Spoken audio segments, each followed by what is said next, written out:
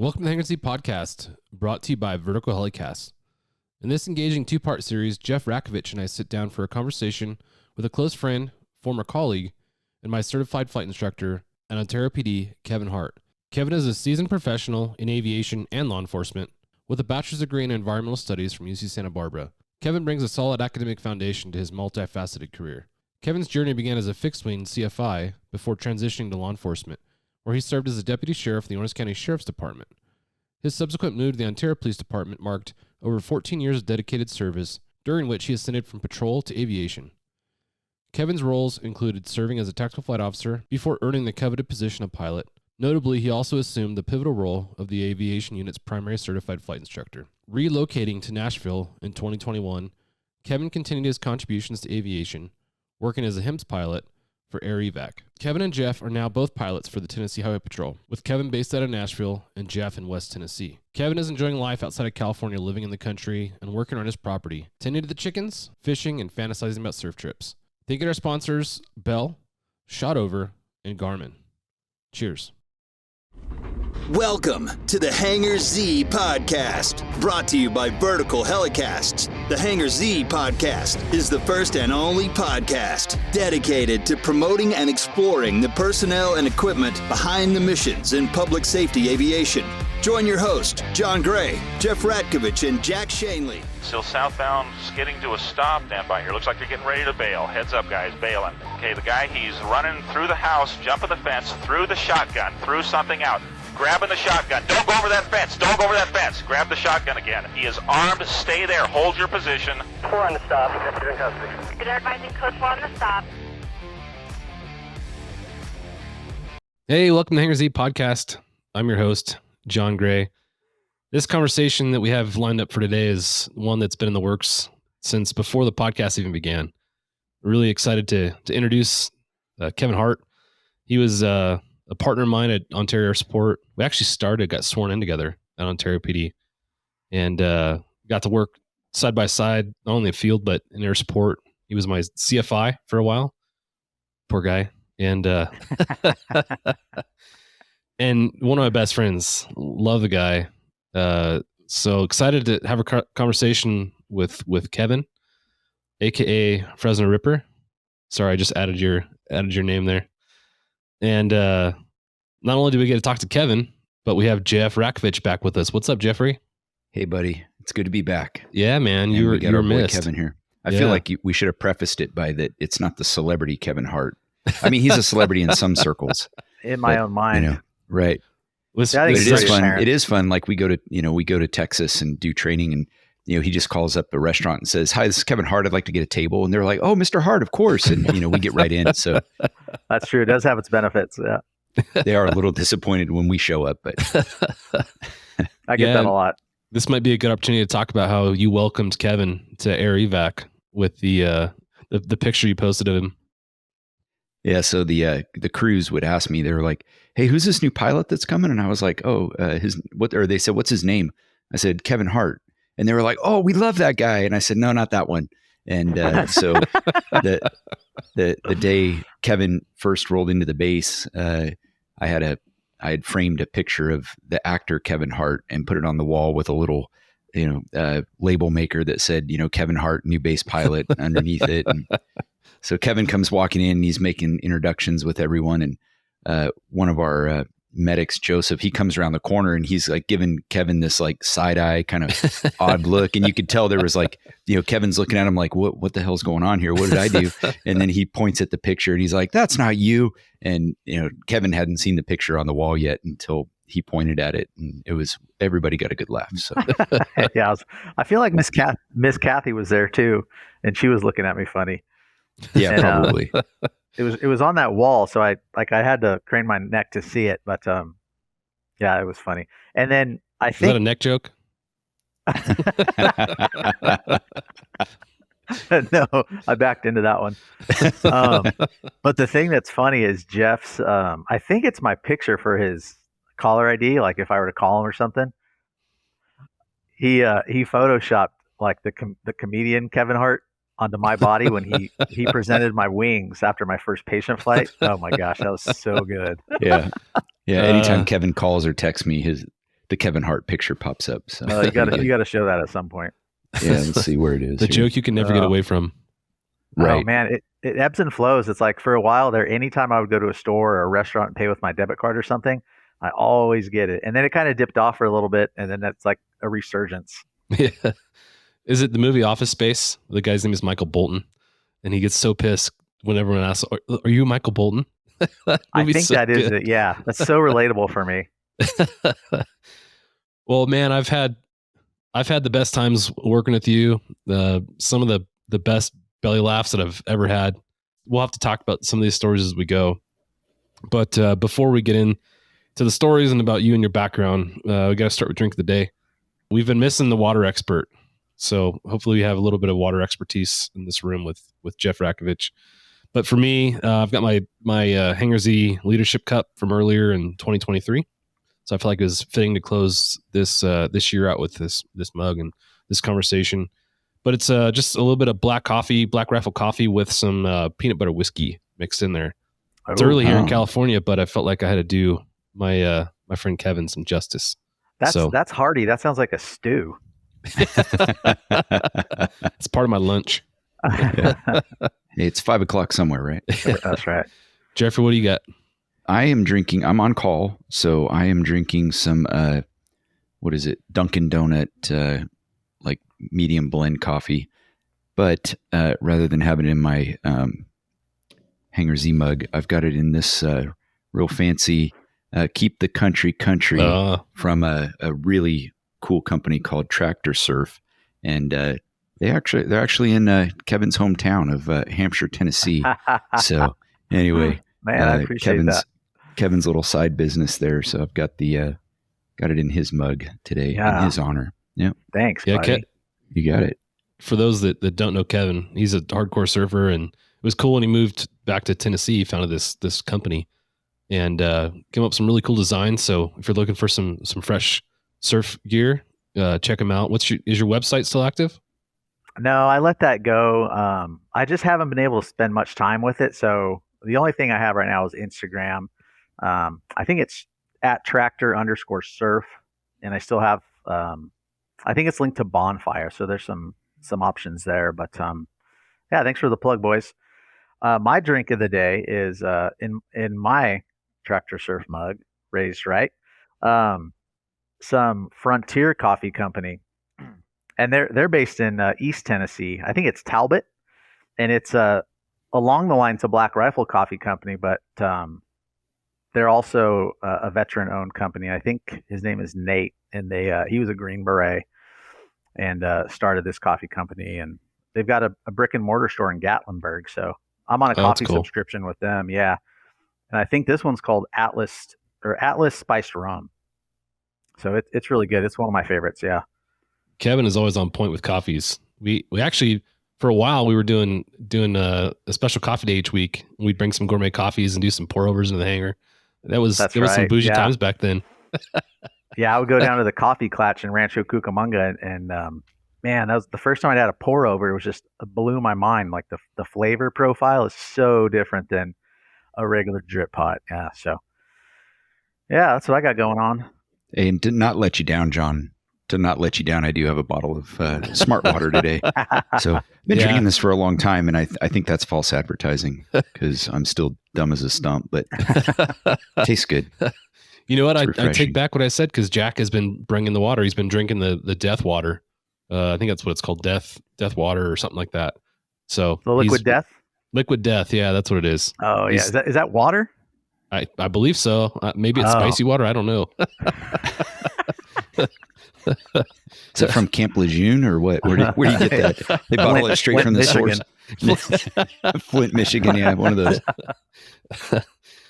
Well, happy to have a drink with you guys. Too bad it wasn't in Texas at one of our favorite watering holes back there, but I'll take this any day. So thanks for joining us. And Hangar Z also is we got to do the hot seat questions.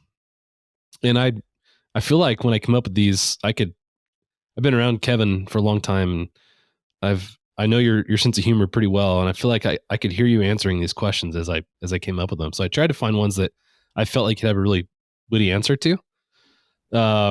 Oh man, there's a lot of pressure. When I've listened to your past episodes and I hear these questions, like, oh man, what would I say there? Well, and All right, to be let's hear honest, they're fairly vanilla, but I feel like you bring a witty sense of humor, so it'll add some spice to it.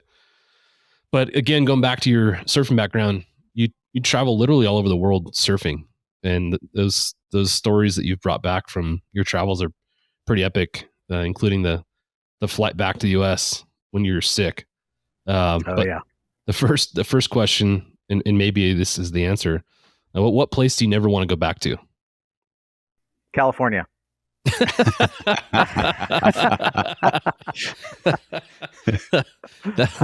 Fired right off the hip there. Touche. I mean, obviously, I want to see friends and family, but yeah, I don't have a desire to go back. Yeah, that's what I think everyone says. They leave. The first thing they say is, "I wish it would have been sooner." And I think both of you said that. 100%. I mean, the timing was right. I think it all just worked out just how it should. But yeah, I totally understand what people are saying. The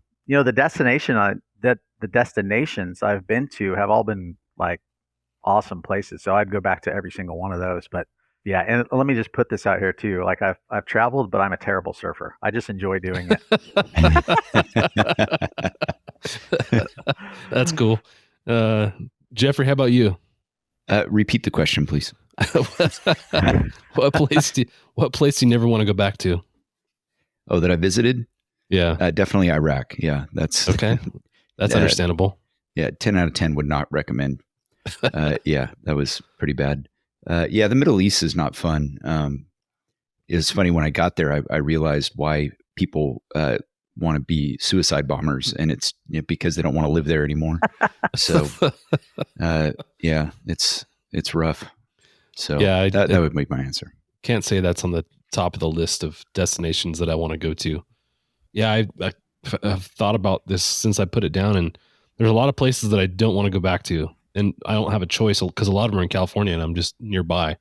But if I had a choice to stay away from San Bernardino the rest of my life, I'd be pretty stoked to stay out of San Bernardino. But that's not a possibility. So unfortunately, that's not going to happen. So for now, I'll just drive as quickly as I can through the city of San Bernardino. That's right. All gas, no brakes. The next question I think of because when we were at the hangar, we'd work together. At the beginning of the shift, you got to call dispatch and log in. You got to give them your radio information, tell them your ID numbers, and tell them what your call sign is for the day. Air 20 was our call sign a lot of the times. And almost every time I was on the phone with dispatch, if Kevin was nearby, he'd sneak up behind me as I'm talking to dispatcher and start screaming on the phone or say something inappropriate. Howling like a monkey. Yeah. And then prior to that, I remember, I don't think I was at air support yet, but you were. And you sent me a text message and you said, hey, give me a call at extension, whatever the extension was, 4593 or whatever. So I'm like, okay. So I pick up the phone and dial the extension that he told me to call. It was the watch commander's office. Good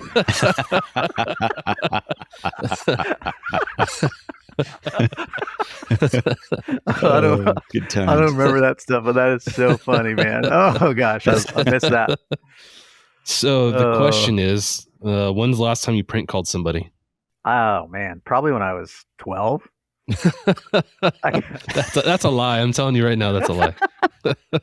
I just have other people prank call for me, and I put it on you. Oh man, that was always funny. Oh dude, or you'd keep the mic, to put up radio traffic, and you pilot Kevin's over there in the pilot seat, and he's yelling into the mic as you're trying to talk.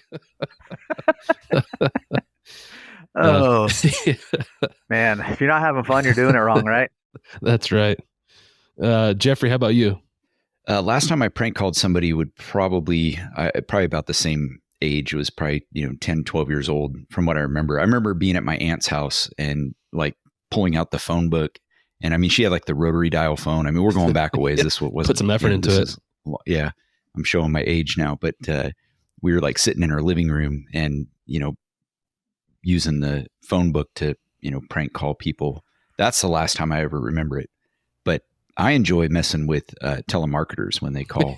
Usually, that's always fun. And I can't repeat the story Mike Dillon did. But one day we're sitting in the hangar and his phone rings and he picks it up, and it was some like telemarketer for like, let's just say male enhancement pills. And Mike started asking the guy if he used the pills himself. And the guy said yes. And he had him on speakerphone. And I mean, I was like, I was crying. I was laughing so hard at how funny that was. And, getting very descriptive, let's just put it that way, about the effects of the male enhancement pills. And the guy was going along. He was like, of course he's like Middle Eastern or something. Then pretty soon, he's like, "Sir, you're just fucking with me," and like hangs up the phone and stuff. It was pretty epic. So you got to turn it around on the telemarketers and have some fun with them, because you figure if you do that, you're wasting their time and they're not calling somebody else. So my boys actually like that. They'll ask me if I go to telemarketer. They're like, "Give me the phone." They like messing with them too. Not in that way, but it's still pretty funny. Yeah. I actually can't remember. It had to have been when I was a kid last time I prank called somebody, but I do remember in high school listening to the Jerky Boys, which I love the Jerky Boys. They were so funny, and their whole shtick was just prank calling people. And it's funny now because I feel like, for my kids' generation, prank calling somebody isn't a thing. They don't even call anybody on the phone. If they're going to communicate anyway, it's by text. So I think that's a lost art, unfortunately. But we'll see now with like caller ID and your name pops up unless you block it, and then nobody answers a block call, so yeah, it kind of takes some of the fun out of it, because then they just call you right back and harass you. So it's no fun anymore. Yep, it's a lost art for sure. Well, that's the hot seat questions. I figured we'd get some randomness out of it, and we did. So thank you for participating, Kev. And Jeff, happy to have you back. It's good to have you back. I thought I'd start with maybe Jeff updating our listeners on where you and Kevin are both working. Just kind of a short preview before we hop into background on Kev. Bell is proud to sponsor Vertical Helicasts and their vision to hold meaningful mission, safety, and best practice conversations in the helicopter industry. The lessons learned from these conversations will undoubtedly shape the future of both new and veteran helicopter operators. Kevin and I were a package deal. That's what we've determined. But no, Kevin and I are both now state troopers with the Tennessee Highway Patrol, and specifically hired into the aviation section. So we're both pilots now for the great state of Tennessee. And it's been that's why I've been gone for a while. We've been training and both doing our law enforcement training and getting sworn in, and also aircraft training. Still going through that. We're flying 407s, 429s, and Bell 206s. So all Bell fleet. We're leaving again for Texas in a couple weeks. So there's still one more opportunity, John, to come down to Texas and hang out with us. We're going to Bell Academy next month for the 429 transition. So yeah, that would be fun. I'm pretty sure Kevin and I are not allowed to enter facilities down there together. So yeah, we're on a no-fly list somewhere in Texas, I'm sure. Well, congratulations to both of you. That's a big deal moving over to Tennessee Highway Patrol, and we'll dig into that agency a little bit as we go and what you guys are doing there. But to start, Kev, you've got a really rich history in aviation. You've been involved in aviation for a long time. Can we go back to just where you grew up and how you got involved in aviation as a kind of a youngster? I grew up in Southern California, probably, 40 miles east of Los Angeles, and Upland, and then Temple City in the San Gabriel Valley, and graduated high school there and went to college at Mount Sac and Walnut. But, I'd never even at that point entertained the idea of getting into aviation because the thought just never occurred to me. And nobody that I knew was a pilot. Nobody in my family was a pilot. Similar to law enforcement, I just thought and you got to go to the military. That's the only route. And, aside from, all my grandfathers going to the military, for me, it was the path was kind of always, you're going to go to college. And that's kind of the messaging I got from my parents, mostly my dad. And I never really knew what I wanted to do. Even when I was transferring from Mount Sac up to UC Santa Barbara, I was like, well, golly, man, I got to pick something. Like, you can't just stay here forever. So, I mean, it's kind of a long story, but I'm getting there. My aunt at the time, she was working as an environmental consultant, doing indoor air quality. And that's when like mold was starting to become a big thing. And she seemed to be making a pretty good living. So I said, well, I guess I could like do something like that. She seems to be doing pretty well, making a living for herself. I'll pursue a degree in environmental studies, which I did, and I graduated with a BA. I was never like the environmentalist looking to save the world. It was like, how can I make money doing this? So, fast forward, I graduate. I work at a environmental consulting business for a year, and it's just so boring, man. I'm like, I can't be collecting air samples for the next 40 years and watching contractors scrub mold off 2x4s inside apartment buildings. Like, there's got to be something better. And so my wife and I were in our apartment in Fullerton, and I feel like I just woke up one day and I said, hey, what do you think if I go to flight school? And she was working as a teacher, and I'd been doing a little research, and there was a flight school up in Fresno. I said, what if we move to Fresno? I go to flight school full time, and you get a job up there teaching, and you can support us, and I can try and fast track this thing. And so she was on board with it, man. She was really excited and supportive. See, that was the spring of 2001. So we up and moved from Fullerton up to the Fresno area, like North Fresno, Clovis. And I take out this fatty loan, like $30,000, right? And it's one of these like 0 to hero programs where you start with zero experience, and they'll take you up through all your instructor ratings. Instrument, the basic, multi-engine instructor. And so that's kind of how I started into aviation. We've talked a lot about your experience as a CFI. But you did mention that you got your CFI in there, and you talked about, I remember in one of our conversations, you talked about, I think you had an engine out during one of your flights. You talk about what happened with that and what that was like? I had earned my flight instructor certificates, and there were no open positions at the flight school I was working at. So I found actually 2 jobs that I could work both schools, one down in Hanford, which was a really good flight school, owned by 2 gentlemen. One was a contractor, and one was I think he was a captain for United. It was called Hanford Flight Center.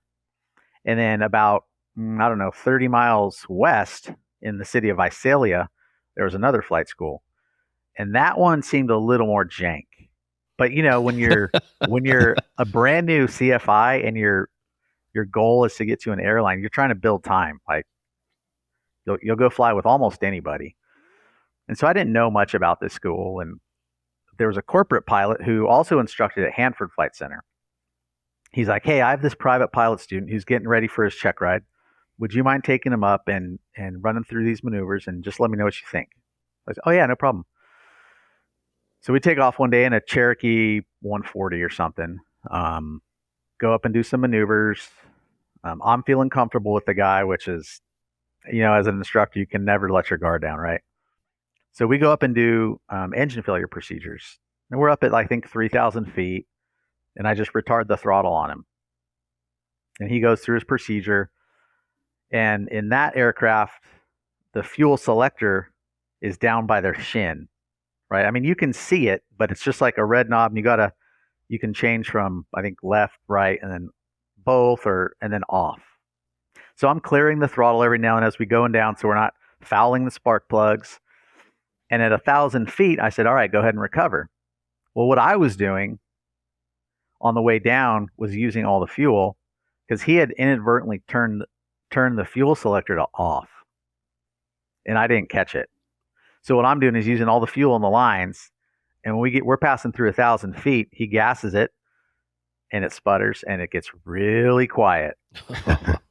And the houses start to get bigger real fast.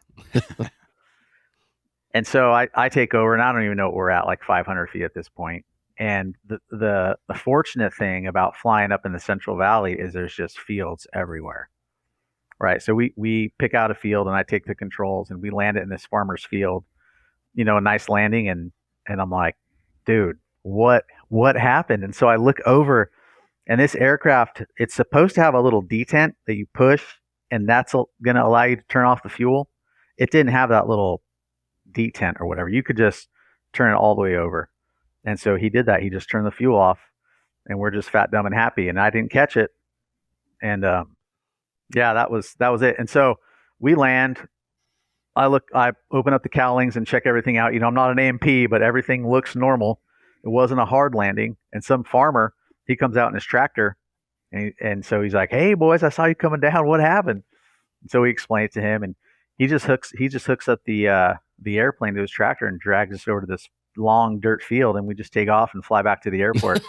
Nothing to see here, folks. Yeah, right. And needless to say, that was the last time I'd ever flown at that flight school.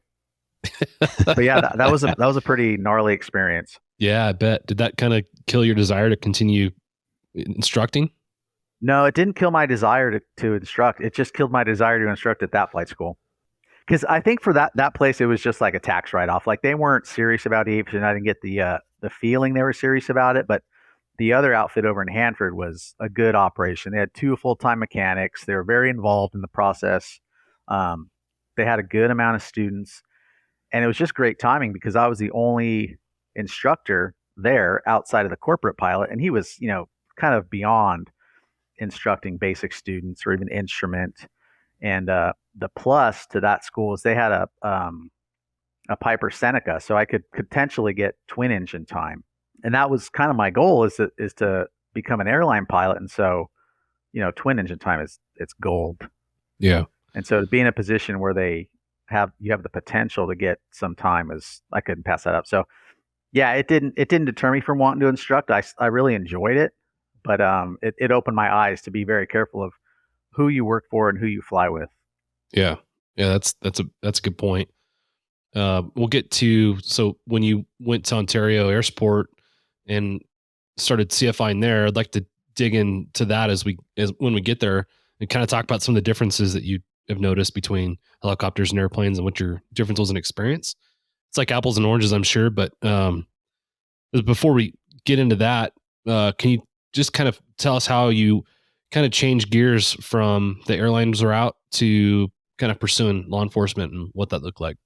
We lived up in Fresno for about 3 years. I did a year up there at Hanford Flight Center, and then we both wanted to come back to Southern California because that's where our families were. And I think that was always the goal, is to move back home. So we finished up that year. I think it was 2003. I moved back. I actually got a job at Orange County Flight Center at John Wayne Airport. And so I moved down. Kelly finished up the school year, and then we moved back home. And I worked there for a year. And I was just getting to the point where you had enough hours. I think at the time it was only like 1,200 hours total time and maybe 100 hours multi-engine time. And so I had those. And so I'm like, all right, I'm right there. I'm in the wheelhouse. And I think people were starting to hire, American Eagle and SkyWest. And we had just bought a house and found out we were pregnant. So I was like, oh man, there's no way. And the goal was always for Kelly to stay home as much as possible.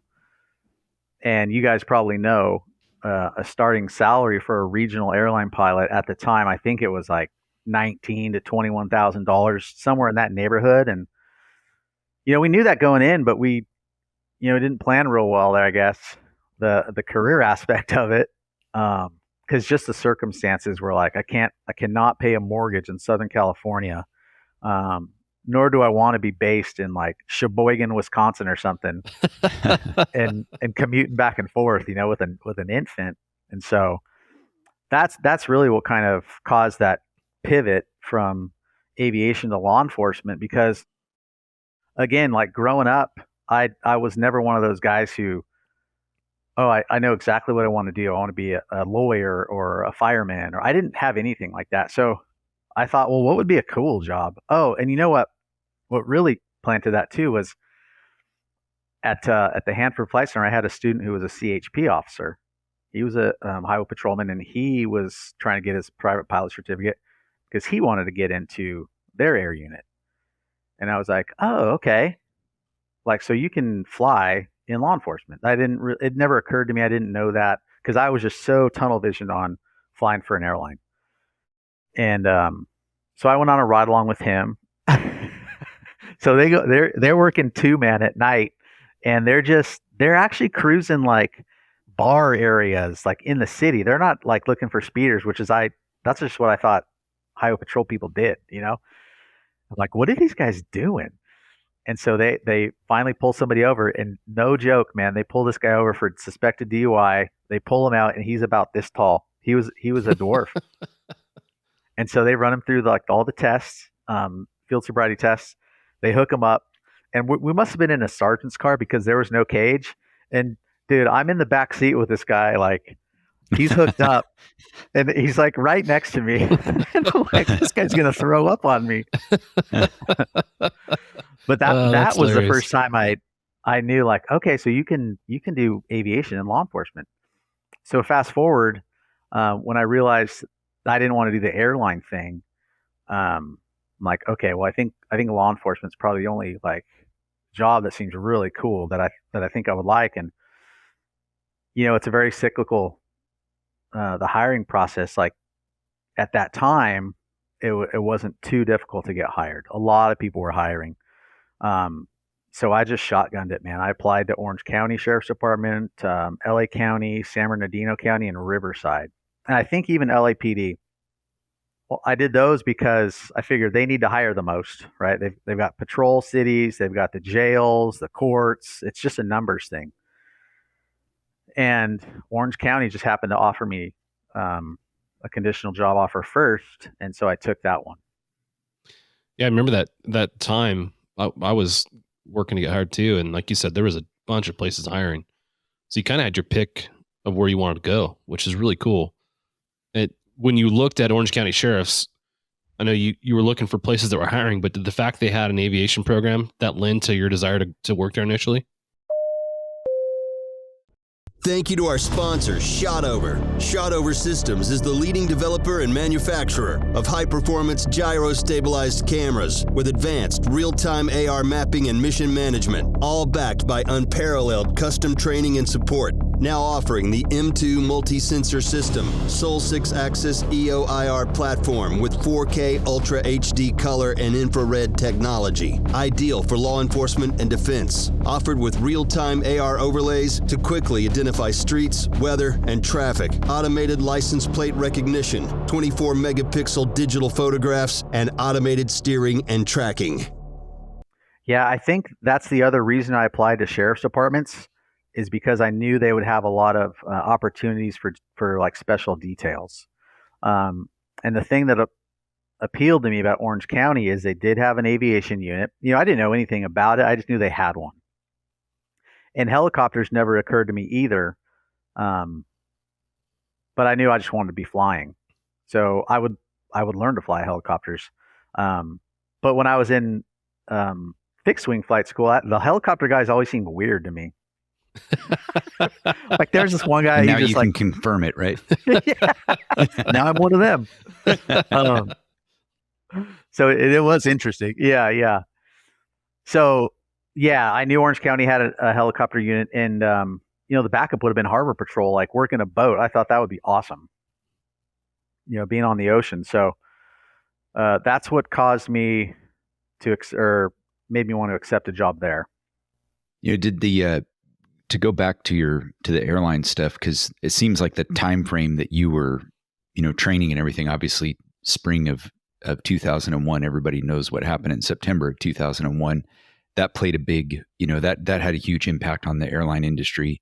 And then shortly thereafter, I think it was, is when when they raised the age from 60 to 65, where now guys that were planning on retiring at 60 years old now had to stay an extra 5 years in order to, reach their maxed out retirements. So I think did that play any role in because I know the airlines were like not hiring for a while too. Was that all during that same time, or did that play into your decision or no? No, not really, because like September 10th, that night was my first cross country with my instructor.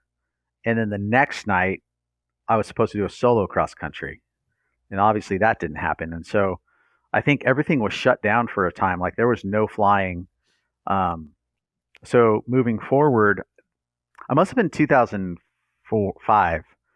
So I think that had kind of worked itself out as far as airlines hiring and the retirement age and all that stuff. But it was very discouraging at the time. Like, oh, great.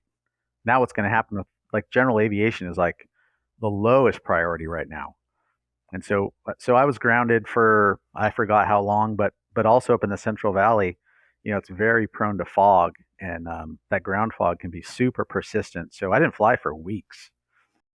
Well, fast forwarding to your time with Orange County, can you talk about your decision to lateral to Ontario and kind of some of the factors behind that?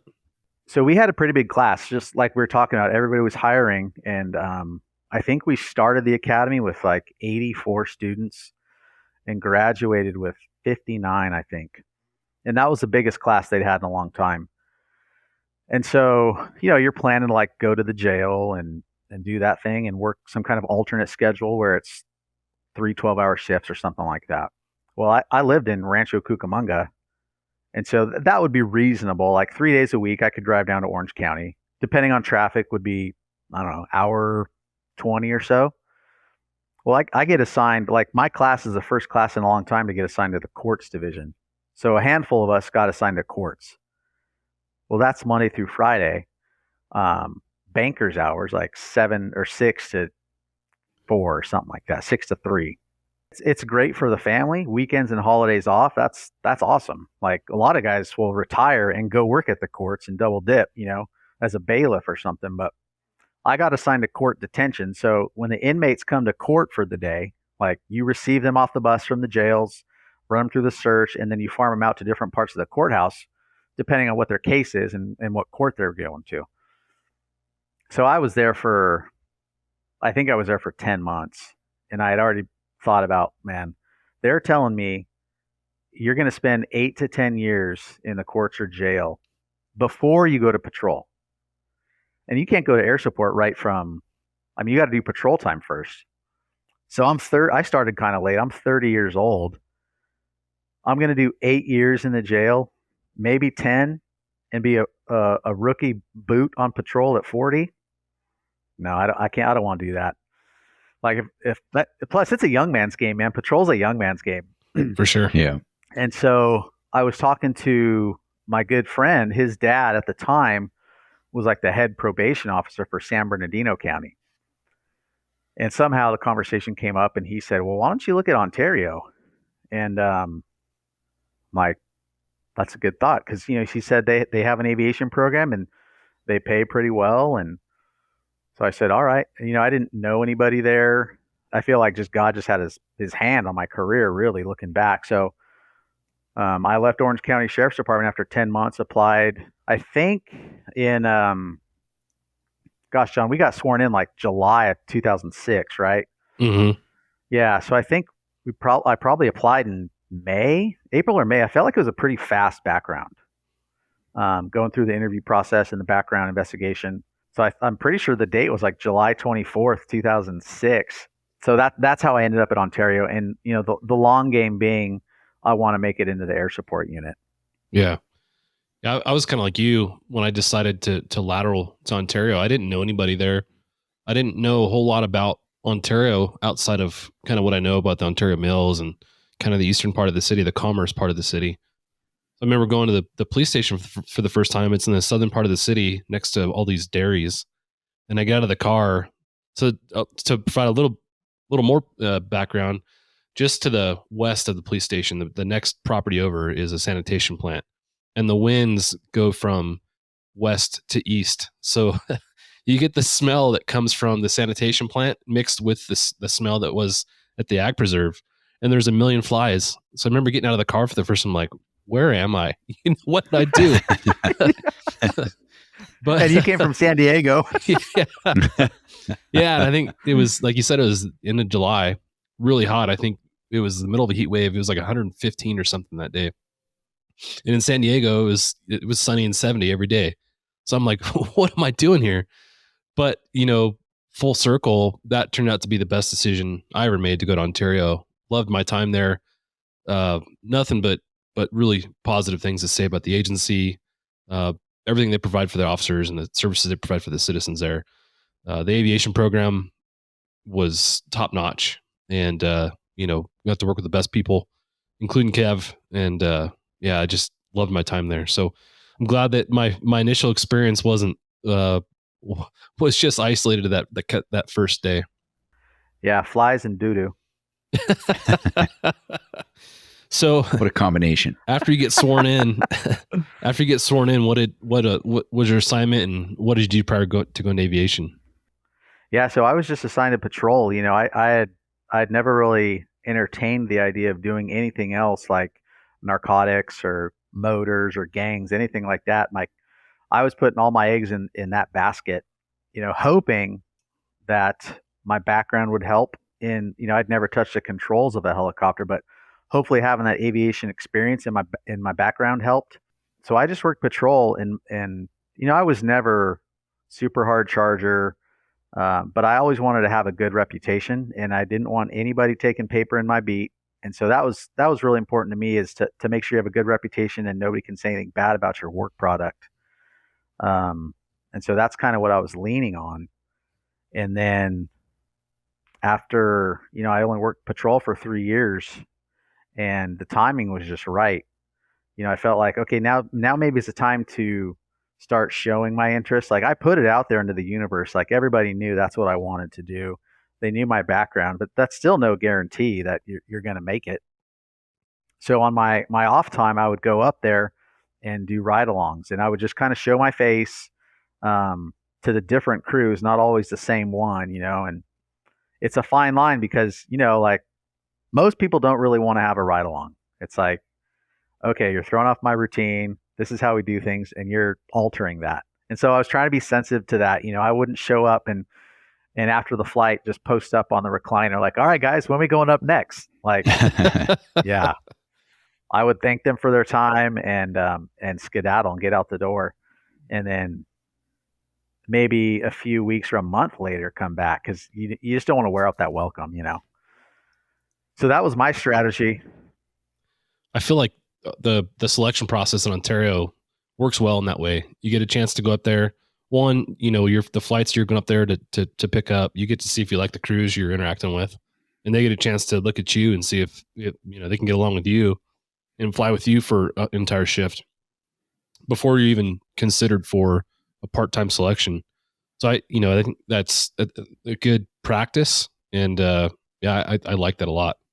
It's such a small group of people, and I think one of the biggest things is your personality and how you can get along with people. Like, you can pretty much teach most cops, you know, how to set perimeters and communicate with ground units on incidences and calls. But if you're just working with a douchebag, like, nobody wants that. Nobody wants that in their unit.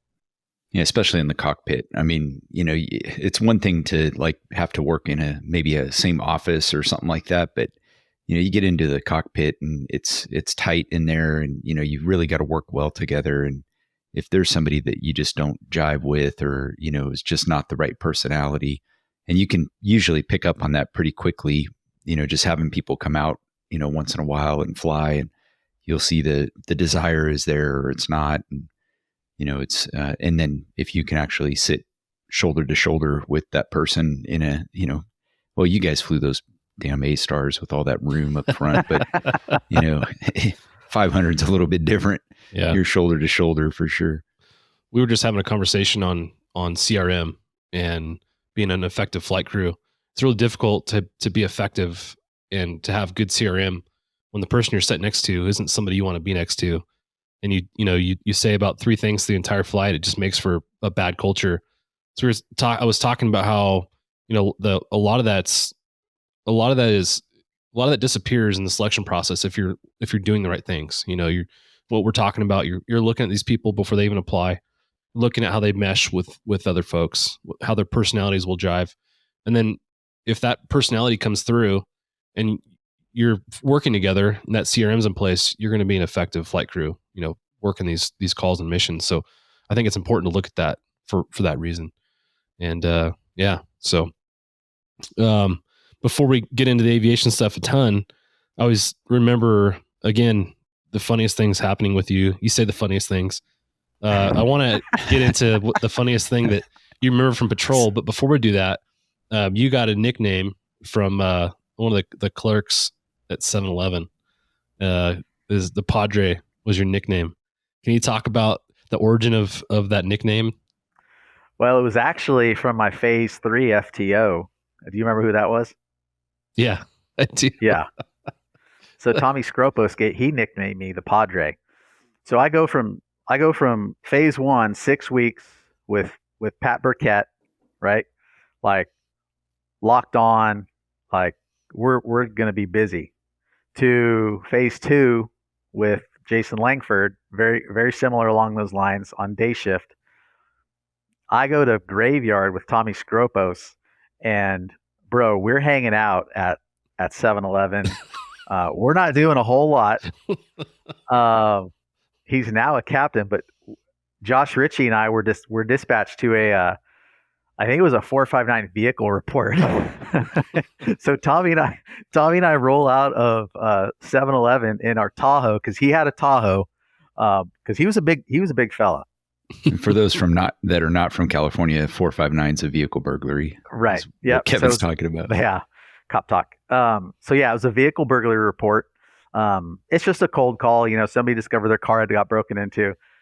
So we roll out, and I think Tommy was driving, or maybe I think I was driving at that point. And Tommy, he's like, all right, just slow down. And he looks over at Richie and he's like, hey, you got this? Or something like that. And Richie was, I think he had just gotten off training. I don't know how long before. He was ahead of me. And dude, I couldn't believe it. Like, we just kissed off a paper call and I'm on training. Like, what are we doing? So getting back to your question about the nickname, he liked to call me that, I think, because he liked to get people's reaction when he would say, yeah, this is my trainee. You know what he used to do before he got into law enforcement? He was a priest. And so he would ask me, like, go ahead and tell him, why'd you leave the cloth to get into law enforcement? And he always wanted me to say it just to get their reaction. He goes, he wanted me to say, like, I just wanted to start beating people's asses or something like that. And he would get a big kick out of it because the person's reaction that we were talking to. And it was ridiculous. But a lot of the older guys would call me Padre. Even some still do, like Scott Schaefer and whatnot. But yeah, that was a good nickname. I like that one. You bring up Josh Ritchie. He was the other funny guy. I loved working with Josh. He always had something funny and witty to say. I can't imagine the two of you guys working together. That's a nice recipe right there. Going back to the funny stuff, can you recall something that was super funny before you went to aviation? Thank you to our sponsor, Garmin. Now, Bell 505 and Airbus AS350 operators can focus more on the mission while reducing pilot workload with the Garmin GFC 600H flight control system. Think attitude hold, hover assist, stability protection, and more. Details at Garmin.com. I saw that question on your outline, and I have to say I have such a horrible memory. I can't recall like anything super, super funny. I was hoping you could kind of jog my memory with any instance you remember, because we worked a little bit together before we went off to cops.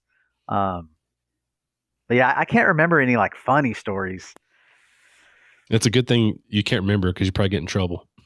Yeah, maybe. Maybe God bless me. I think, over time they all kind of blend together. You know what I mean? Like, and then something will trigger it. Like you'll see something and it'll remind you of like something hilarious that happened or whatever. But yeah, it's hard to like pin them down sometimes. It's just it's that old man stuff. Yeah, it's totally an old man thing, man. That's what it is. Yeah. It's funny though, because you start talking about something and your memory will start getting refreshed. Like, oh yeah, that happened, and then you start piecing it together. But it takes like 4 or 5 people to make it all come back together like a puzzle. Yeah, like probably if we went to like some kind of reunion or something, then the stories might be coming back. But yeah. Yeah. Well, I remember. We'll jump ahead a little bit. You were in aviation, and I had just come out of cops, working patrol. I think I'd gotten promoted to corporal, and you called. We had our first child. Like, hey, have you thought about coming to aviation? And honestly, I hadn't looked at it, because kind of what you were talking about earlier. I thought you had to have a lot of experience in aviation to go even express interest in the program. So that phone call you made was literally life-changing for me. and then I started exploring how to get there and ended up there. So thank you for that. That was key. Yeah, absolutely, man. I loved working with you, and I was really bummed when you went to cops because I knew we wouldn't be having El Pollo Loco behind Lowe's at Grove in the 60 anymore. So I miss my boy. So I'm like, hey, he's done. Let's get him up here. Well, going to air support in general, can you talk kind of broadly about the air support unit? I've referenced Ontario a lot over all the episodes, but I've never really talked about the aviation unit in particular. So can you talk about how big the unit is, what we do, and the aircraft we're flying and whatnot?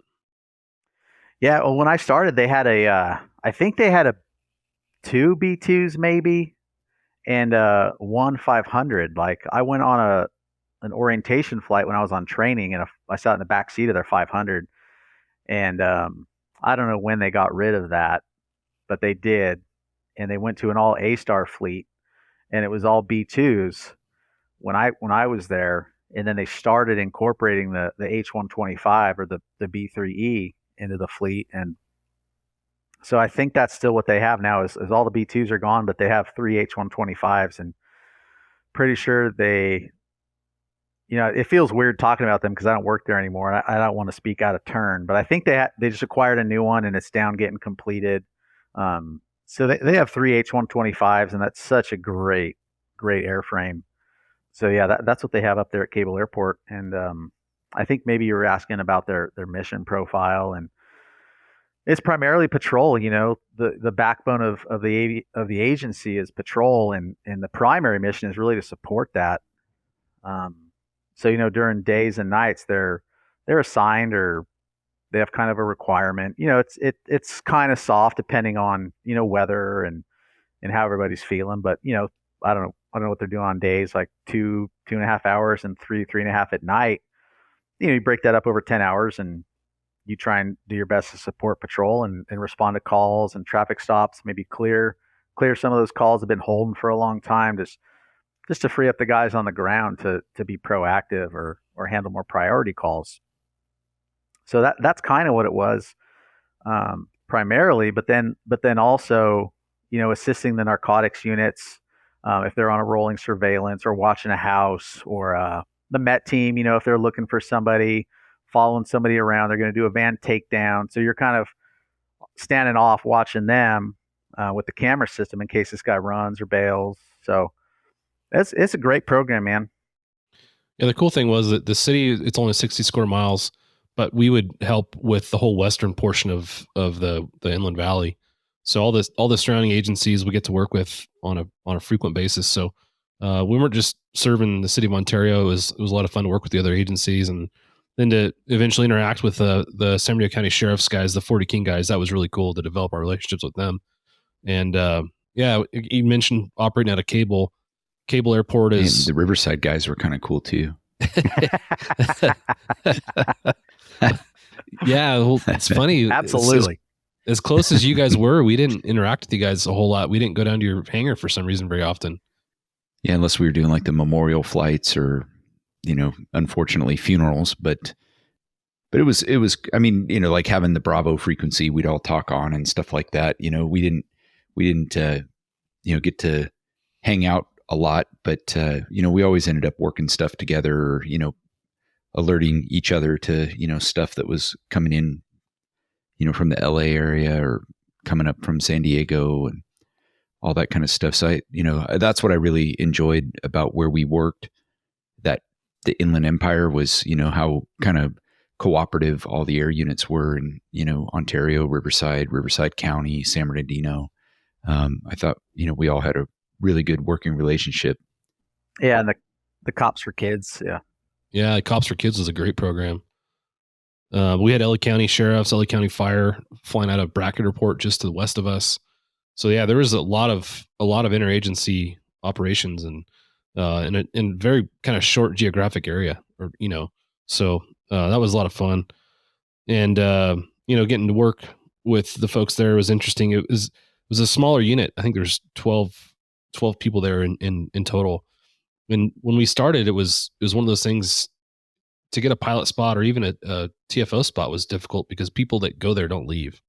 and just through attrition, some retirements that took place, some opportunities arose and opened the door for Kevin first, and then later for me. And I think as the recruitment retention issues kind of popped up, there's been a little bit more turnover than historically it has been. But still, I think generally it's fairly difficult to get into, and I'm sure Riverside's the same way. When I came into the unit, it was just 7 guys. We went up to 8. Pretty small, unit, and not a lot, like you said, not a lot of movement. I mean, most of the guys that retired before me were guys that had spent, the vast majority of their career, 20 plus years in the aviation unit. Because, once you get there, you just don't want to go. I mean, it's such a great assignment, and the pay was good. There were some guys earlier on before I came into the unit that were, had been in the unit and then promoted out, because for our unit, like, you couldn't even promote to sergeant within the unit. You had to, if you got promoted to sergeant, you were going back to patrol, and then it was no guarantee. Initially, the SWAT sergeants actually were our supervisors, and then later on they realigned things, and we had a sergeant, but and the sergeant was more of an administrative position, so it wasn't a flying position. So there was actually no requirement for the sergeant to be a pilot, and that's still currently to this day. That's the sergeant that's out there is a non-aviator. Really, if you want to fly, you just stay in the unit, and but it's a great spot to be in, and that's why there's not a whole lot of movement. And I think that's pretty much most units. I remember, what was it like? I think it's Glendale, Burbank, one of those. I mean, they're a joint unit, but I remember one of them. I don't know if it's both or one. I think they had like a limit, like you can only be in that assignment for so long, and then you had to move on. I don't know if they ever changed that or not, but which to me seems like kind of a downer. I mean, you go out there for whatever it is, 10 years or something like that, and then you figure out now you've been off the road for 10 years, and now you've got to go back, or kind of like I said, a bummer. Especially, I don't remember what his name was, but we were out at Western Helicopters one time, and he was like, "Yeah, man, I've got another year to go, but my assignment time is up." And he was like trying to work with the department to allow him to just stay that one extra year so he could retire, from the aviation unit. But they were like leaning towards, "No, man, your assignment's up. You got to move on now." And, yeah, that's rough. It's one of those. That would be rough. It's a position that's so hard to train and so hard to learn. It takes 2 years on average for someone to get up to speed as a TFO. Ontario, for a while, it did have a 4-year rotation. You couldn't stay for longer than 4 years, but it's since changed now. It's year to year based on the unit commander's discretion. So as long as you're doing a good job, you can stick around outside of promoting. Like you said, if you promote generally, you're going to get pulled back to patrol. But if you are doing a good job, you can stay, which I think is a great philosophy. Earlier, we talked about your experiences as a CFI in airplanes. And then obviously you go to their air support unit, become a pilot, you're TFO, then a pilot, then you get selected to be a CFI. Can you talk about some of the differences in your experience as a CFI at the air support unit versus with kind of the private instruction stuff? Yeah, I think the major difference is, I was training guys who had zero experience. Like, they may have never touched the controls of an airplane. So it's true primary instruction. All the way up through commercial instrument. I had some multi-engine students, but at Ontario, we would send everybody to Helistream for all their primary training in the R22, and to satisfy the instrument requirement, I think they got like 5 hours in the 44, and then come back and fly for a little bit in the A-Star, and then go back down to Helistream for a turbine transition course. And so there was no real primary training on my end, which honestly I'm thankful for. I'm glad they did it that way, because I don't think I have the stomach to be a primary helicopter instructor. Those guys and gals are warriors. Like, yeah, absolutely. That's yeah. So that's kind of how we did it, and so it was great because when I got to the point where they sent me down to get my CFI, and then kind of be a mentor pilot. At some point too, you guys already knew how to fly a helicopter. It was just really getting you used to flying the A-Star, and I remember going over to Brackett Airport just to the west a little bit and doing traffic patterns and just getting comfortable with approaches, the traffic pattern profile, and then we would kind of move on to patrol. And that's a different kind of flying too, is how to work a call and orbit a house, or if it's a moving target. There's a lot to it. But as far as the instruction goes, the primary stuff, the heavy lifting, was done by the guys down at Hellestream, really. Yeah. I think back to my time with Hellstream, and I'm pretty sure I tried to kill myself at least 3 or 4 times. Thank God the CFI next to me recognized what I was doing and fixed it.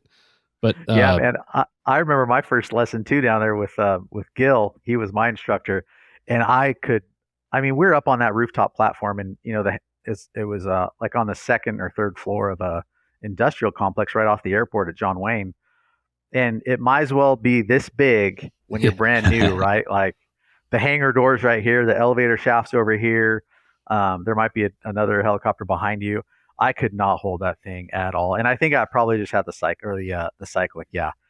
And the thought went through my mind, oh my gosh, I've come all this way, and this is probably not going to be for me because I can't even hold this thing.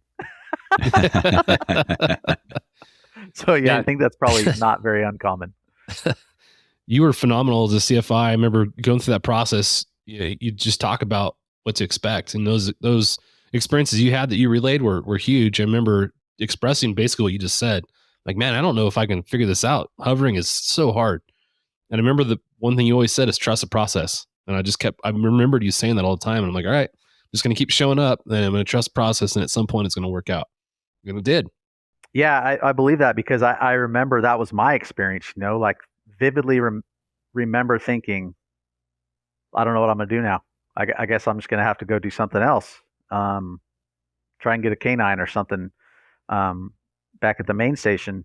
I'm going to have to pivot again. But yeah, I kind of just trusted the process, and it got a little more comfortable. And then fast forward, flying with Steve Valvo, our chief pilot at the time, like trying to land that A-star on a platform. Oh my gosh. It was like I was sitting in a dentist chair. When you find yourself like, why am I so stiff? Like, breathe. Well, it doesn't help that the closer you get to the ground in the A-star, the more it doesn't want to be there, Oh man. And it's pushing you everywhere. Like, nope. It like picks its feet up. Yeah. Like trying to put a dog in the water or a cat in the water. Yeah, exactly. Yeah, it was a great aircraft, but that was tough.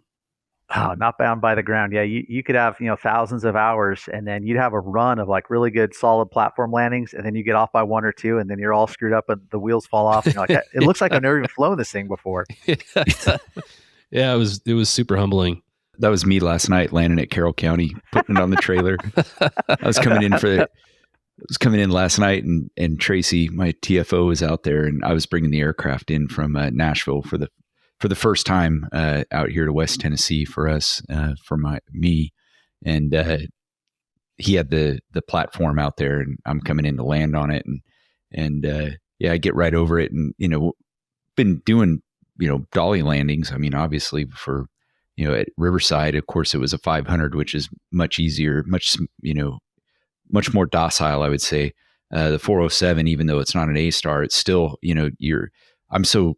the hydraulics, having hydraulics, and you just don't get the feel of the aircraft like you do in a 500 with no hydraulics. But yeah, so last night, and it was my first time landing on the dolly without any other weight in the aircraft. So it was pretty light, and I'm coming in, and I was like, God, and he's out there, trying to get video and making it worse. Just go ahead and I was like, just pressure. Go ahead and delete that, man. Yeah. Like, just delete the video. And it's nighttime, and so the dolly monster still exists, even though you've got thousands of hours. But and it's huge too. That dolly is like like a huge platform compared to most dollies. But yeah, just every once in a while it'll get you. No matter how many hours you have. My worst experience landing on a dolly was we had 2 landing pads, and you'd come back to the hangar, and if there was another agency there, they'd usually take the pad that didn't have the dolly, didn't leave you to land on the dolly, which is fine. But I was brand new, and we come in, and there's like the San Bernardino County sheriffs and some other agency out there, and they're all out in the ramp. And I see as I'm hover taxiing over to the dolly, everybody's pulling their phone out to record. Yeah. And I think I bounced that thing off the dolly like 3 or 4 times. It was so embarrassing. And I'm like, hey, you guys can just delete all those videos. But and like you said, the dolly that platform was built for, I think it was a Huey.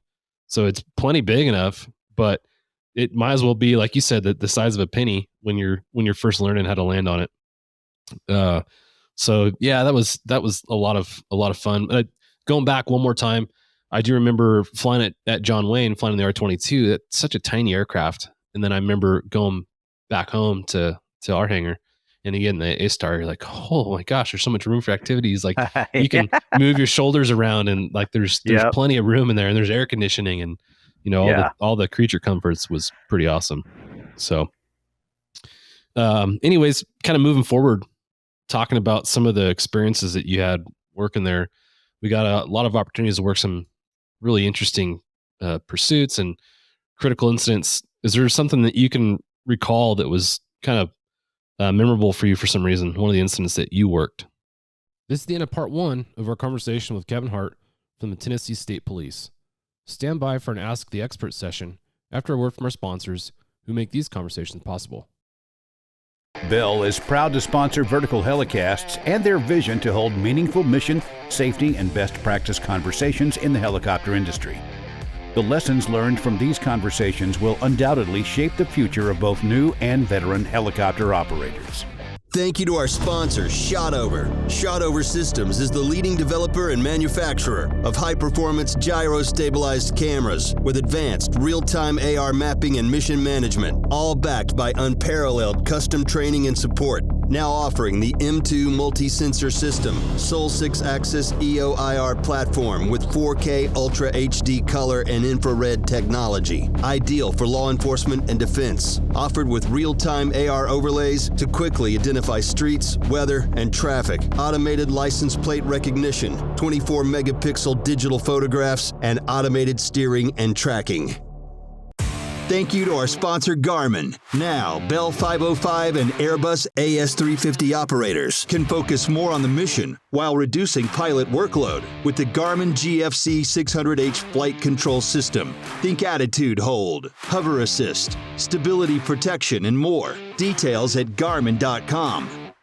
Thank you for joining us for another Ask the Expert session. In this session, Richard Brandon answers a question from one of our listeners who said, my agency is considering buying a new searchlight for our aircraft. What factors should we take into account when deciding on a new searchlight for patrol operations? Richard Brandon recently wrote an article for Vertical Valor in the 2024 Heli Expo MAGA issue titled Lighting the Night.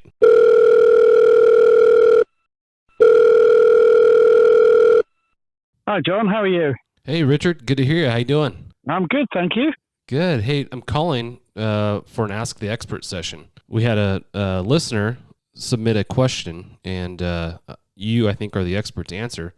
You just wrote an article for Vertical Valor on searchlights. So the question that was submitted, my agency is considering buying a new searchlight for our aircraft. What factors should we take into account when deciding on a new searchlight for patrol operations? Okay, so I suppose there's a number of things to consider, but probably the most important one is to really understand your user requirements. So what exactly is it that you want to do with the searchlight? Because the searchlights are, most of the OEMs are using the same technology. So Zen and Arc bulbs are the most common at the moment, although there are some LED technologies that are becoming more and more available.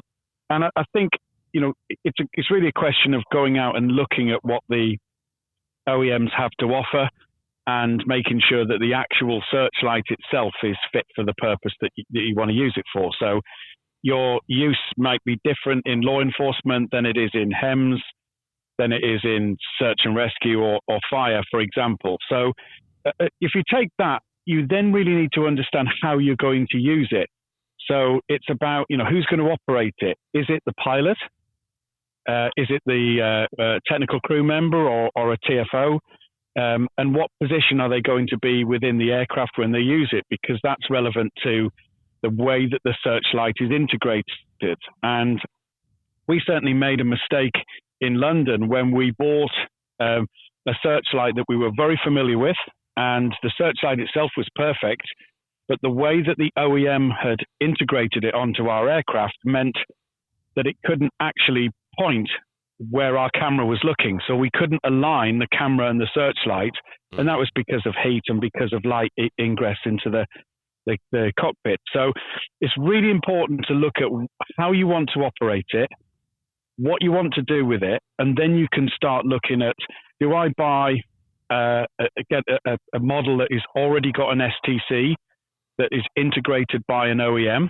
So, is the mounting position appropriate for my use? Is it in the right side of the aircraft, or is it in the right position? Do I want to integrate it with pilot's flight controls? So there are many OEMs that will integrate it into the collective controls and allow the pilot to control it whilst flying. Do I want it mounted on a center console, or do I want the control unit on an umbilical that can be passed around the cockpit? So there's an awful lot of things to think about. But above all, you really need to go out and just have a look at these searchlights in use and make sure that you're satisfied with the amount of illumination that you're getting, the level of control, and the level of integration with other mission equipment. Yeah, that's a great answer. And reading through your article is a really good article. Can you preview that article for folks briefly? Well, yeah. So what I did was looked at the searchlight sort of marketplace and looked at the evolution of the searchlights. So historically, searchlights are one of the premium bits of mission equipment that we've had on law enforcement and on emergency services, helicopters and aircraft for decades. And so the article goes a little bit back into the history, with Spectralab been the first producers of the searchlight back, in a program that was linked to the space program and the need to create an artificial sun so that they could test solar panels that were going up into space. And then we look at the evolution of searchlights through companies like Tracker that came in with a different design and a different type of searchlight. And then really how that technology is used. So, we've got an awful lot of options now within the searchlight market. There are searchlights out there with integrated cameras, both thermal image and daylight cameras, that allow, for example, a HEMS operator to do a survey of a landing site and then record exactly, for the crew to see on their flight displays exactly, or an iPad or a tablet, exactly what is down beneath them, day or night. And then there are infrared and colored filters, so allowing you to work with night vision goggles and allowing you to work with, say, firearms or specialist resources on the ground with night vision goggles. So you're putting down infrared light rather than visible light. So there's a whole spectrum of things that we are that's available to us now as operators, and the article just really looks into that and looks at what's new, what's coming, where did it come from, and where is it going to in the future. Awesome. Yeah, it was a great article. Again, it's in the Vertical Valor magazine, Heli Expo MAGA issue for 2024. The writing is fantastic. You did a fantastic job going through that. Mike Reno obviously provided some amazing photography, and layout's really good. So check it out. Go to verticalmag.com and select the Heli Expo MAGA issue for 2024. And I'm looking at it online. It's on page, it looks like 140, 141, and I think it continues beyond that. But Richard, thank you for your dedication to the industry, and thank you for all the effort you put into educating our industry. Appreciate it. Yeah, thanks, John, and great to talk to you. Yes, sir. I'll talk to you soon. Take care. Thanks. Bye now. See ya. Time to close up the Hangar. Thanks for joining us on the Hangar Z podcast, brought to you by Vertical Helicasts.